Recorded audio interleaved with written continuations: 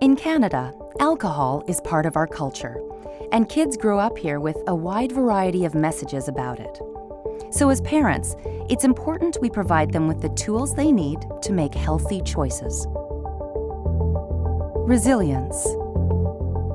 Resilience is the ability to cope with life's challenges and bounce back from tough situations.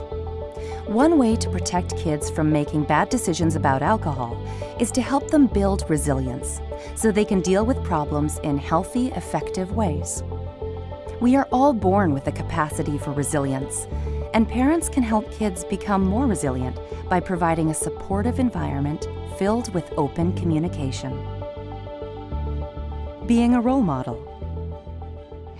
If I'm having a bad day or stressed, I wait a little bit before I walk in the door, take some deep breaths and come in and then be able to kind of deal with them. And sometimes I let them know that I just need a few minutes. But I'm also respectful of their time.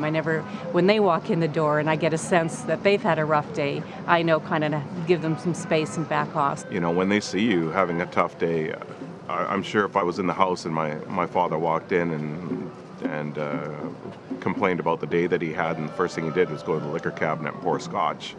I said, okay, well, there's a fix. That's how you make it better. I've always been proud of the fact that I can walk home after the worst day, and that's not a consideration for myself.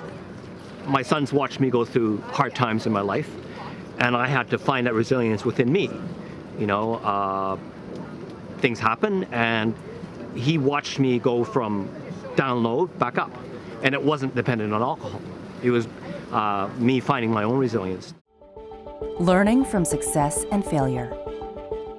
I think it's important for kids to hear what they do well versus what they're doing wrong, that it's really important to play on their strengths, not their weaknesses, and to let them know how much you care for them. I think empathy is huge. Parents being able to be empathetic with their kids and let them understand that they understand what they're going through and validate their feelings. So I think when parents do that, they can, that really helps kids. I think it's important to be encouraging to them, to help them to know that you're encouraging them to succeed, but that if they're struggling with something, there's lots of reasons for why that struggle can happen. It may not be their own failure. It may be the context in which they are, or the circumstances that are setting them up to fail. There's lots of different reasons, and I think it's important to help them to see the bigger picture in that, rather than just focus on the failure itself. What's important isn't what happens, the end result, so to speak, but the process of how they learn from that, right? Failure is the greatest lesson.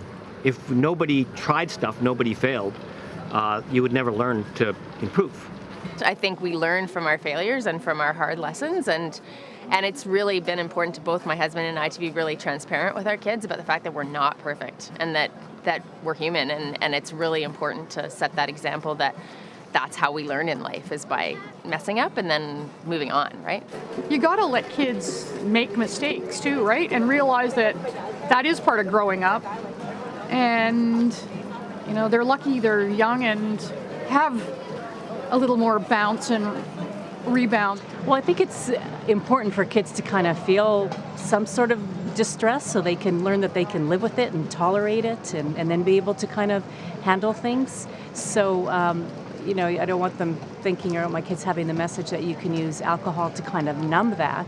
But I think any first experiences, all kids are going to be going through it, and it's really important. And they have to experience those feelings. Otherwise, we're going to have a whole slew of anxious kids around. So being able to tolerate it and be able to regulate themselves on that is really important. Resilience to peer pressure.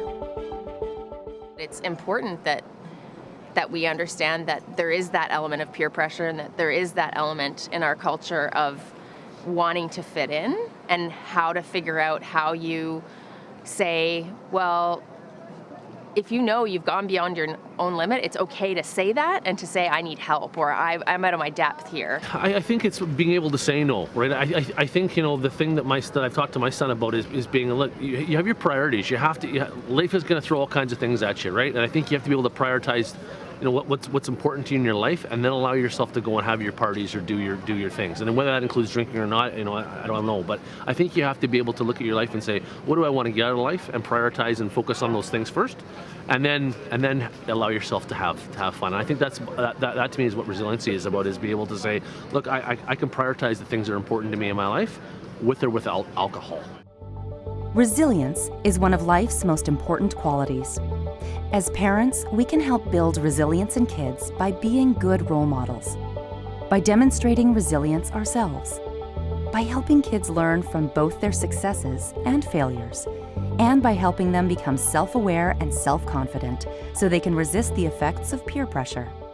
I think resilience plays a big part in people's choice, and especially teens and youth for alcohol use. If you come from your environment that is where there's structure, where there's boundaries, where there's limits, where there's education, communication, and you are resilient, and you have a secure base to go home to, a strong relationship with your parents and family, I would think that those kids and youth will be less likely to later on develop alcohol dependency. Learn more at AlcoholSenseBC.ca.